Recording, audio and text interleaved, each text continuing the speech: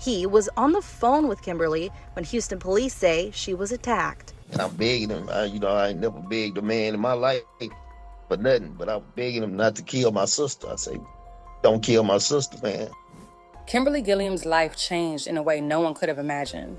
What happened that day did not start with police lights or breaking news alerts. It started inside her own home in East Houston, Texas, a place that should have been safe.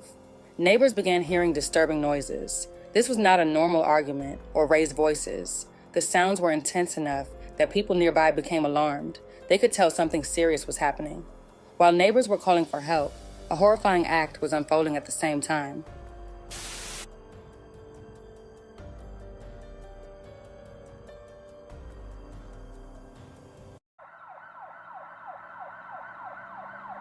Before 58-year-old Kimberly Gilliam ever became a headline, before police reports and court documents began defining her final weeks, she was living an everyday life that many people could recognize and relate to. According to her Facebook profile, she lived in Houston, Texas, but she was from Beaumont, Texas. Kimberly was educated, driven, and hardworking. She studied at Houston Community College and attended French High School, building her life step by step, the same way so many people do, without fanfare, without shortcuts. Professionally, Kimberly was not just working to get by. She was building something meaningful. According to her Facebook page, she was an occupational safety and health administration specialist and trainer, certified to teach the subject in 30-hour safety courses. She was also a National Center for Construction Education and Research Safety professional. In simple terms, Kimberly's job was to help keep other people alive. She taught workers how to spot danger, how to avoid accidents, and how to go home safely at the end of the day. On top of that, she also ran a tax service business, helping people during stressful financial seasons, answering questions and guiding families through paperwork that most people find overwhelming. She was trusted. She was relied on. She was the kind of woman people called when they needed help. Kimberly was also married to 54-year-old Roosevelt Gilliam. That detail matters because it reminds us that at some point, there was love, or at least hope for love, partnership, and stability. Marriage is supposed to mean safety. It is supposed to mean protection. It is supposed to mean someone having your back. And yet, in Kimberly's case, the place that should have been safest became the most dangerous. On December 3rd, 2025, Kimberly Gilliam's life changed in a way no one could have imagined. What happened that day did not start with police lights or breaking news alerts. It started inside her own home in East Houston, Texas, a place that should have been safe. That morning, neighbors near Kimberly's home began hearing disturbing noises. This was not a normal argument or raised voices. The sounds were intense enough that people nearby became alarmed. They could tell something serious was happening, and several neighbors picked up their phones and called 911 to report a violent domestic disturbance. While neighbors were calling for help, something else was unfolding at the same time. According to what has been reported, Kimberly's mother received a phone call from her son-in-law on December 3rd. During that call, he told her something no parent should ever hear. In a calm voice, he said, "Ms. Morgan, I'm calling you to let you know that this is your daughter's last day on Earth." There was no yelling or panic, just a statement that sounded final. Kimberly's brother later shared that he was also connected through FaceTime and was able to see parts of what was happening inside Kimberly's home. His sister was in real danger, and the violence was happening while they were on the phone. Salama later said he begged him to stop, explaining that he had never begged a man for anything before that moment, but when it came to his sister's life, nothing else mattered. All he could do was stay on the line, plead for the violence to stop, and hope that help would arrive in time. When Harris County deputies and paramedics arrived, they did not find a simple domestic dispute. They found Kimberly badly injured. She had been stabbed multiple times. The injuries were severe, especially to her neck and stomach. The damage was so serious that parts of her internal organs were outside of her body. She was bleeding heavily and was already in critical condition. She was barely holding on. If that was not bad enough, gasoline was poured all over Kimberly in an attempt to set her on fire. Nearby, her husband was found with gasoline and was injured from setting himself on fire. As if the attack itself was not already horrific, he poured gasoline on both Kimberly and himself in an attempt to burn both of them alive. He suffered from burn injuries. This created a very dangerous situation where a fire or explosion could have happened at any moment. First responders had to be careful while still acting quickly to save Kimberly's life. Paramedics worked immediately on Kimberly to control the bleeding and stabilize her.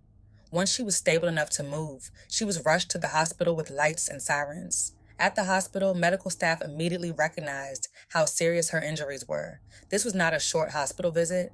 Kimberly was placed in intensive care and underwent major medical treatment. Her injuries had caused severe internal trauma, and her body was fighting to survive.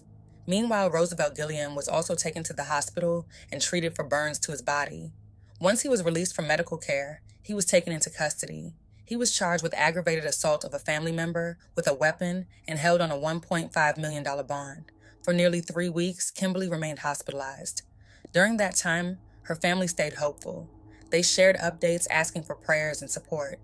They explained that she had survived a horrific act of domestic violence and was facing a long recovery, physically and emotionally. A GoFundMe was created to help with medical bills and basic needs. The response from the community was strong. People donated, shared resources, and filled social media with prayers and encouraging messages. Many truly believed Kimberly would recover and leave the hospital. As time went on, Kimberly developed serious medical complications directly related to the injuries she suffered during the attack. Despite ongoing care, her condition worsened.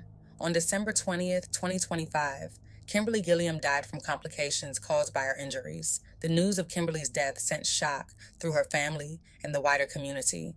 For weeks, everyone had been holding on to hope, believing she would survive and eventually come home.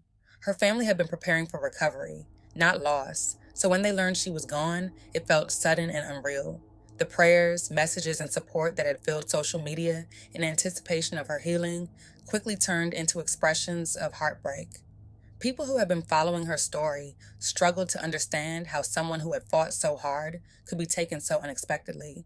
For her loved ones, the loss was overwhelming, leaving behind grief, unanswered questions, and a deep sense of absence that words could not fully explain. Her brother telling me he was actually on FaceTime with her when the entire incident happened. He called my mom with Kim on FaceTime. He was like, Miss Morgan, I'm just calling you to let her know that you know that this your daughter's last day on earth. Salome Morgan is on a hospital bed in Beaumont after his blood pressure spiked, learning that his sister, 58-year-old Kimberly Gilliam, passed away after complications stemming from a stabbing back on December 3rd. He was on the phone with Kimberly when Houston police say she was attacked. And I'm begging him. I ain't never begged a man in my life for nothing, but I'm begging him not to kill my sister. I say, don't kill my sister, man. The alleged stabbing isn't 54-year-old Roosevelt Gilliam's first time in a Harris County jail. Check out some of his previous charges. Assault on a family member in 2004, met with a $30,000 bond.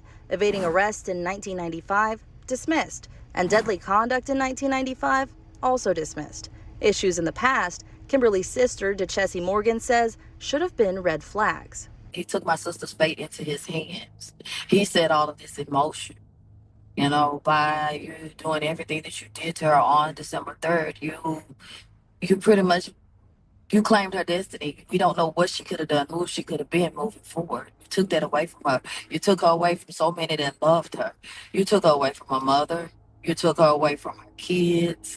You took her away from her grandkids. You took her away from her siblings, her nieces, her nephews, aunts, uncles, cousins. You took her away from so many that loved her. Roosevelt Gilliam remains in custody as the legal process continues.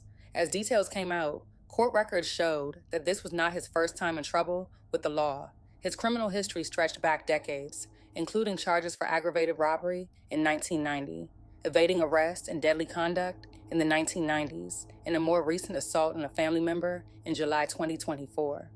For many people following the case, those details raised painful questions about warning signs, accountability, and how often violence escalates despite a known history.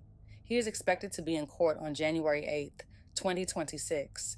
Kimberly Gilliam should still be here. She should still be making plans, showing up for the people who depended on her, and living the life she worked hard to build. Instead, her name is now tied to a tragedy that never should have happened, and her family is left carrying a loss that words will never fully explain. What makes this loss even heavier is knowing how much hope surrounded her in those final weeks. People believed she would recover. Her family believed she would come home. Strangers prayed for her healing, sent messages of encouragement, and spoke about her future as if it was still waiting just around the corner. When that hope was taken away, it left behind shock, grief, and a deep sense of disbelief that still lingers. Kimberly was not just a victim of violence. She was a woman with a past, a present, and plans for the future. She was loved, she was needed, and she mattered long before anyone ever read her name in a headline. Her life cannot be reduced to one horrific moment, even though that moment changed everything. Telling Kimberly's story is not just about remembering how she died, but about honoring who she was and acknowledging the damage left behind when violence enters a home. Her story stands as a painful reminder that these tragedies are real, that they happen quietly behind closed doors, and that the consequences ripple far beyond one household. Kimberly Gilliam deserves safety, dignity, and peace. And even though her life was taken in a way that leaves so many unanswered questions, her story deserves to be told with care, with truth, and with the respect she was owed in life. Rest in peace, Kimberly Gilliam.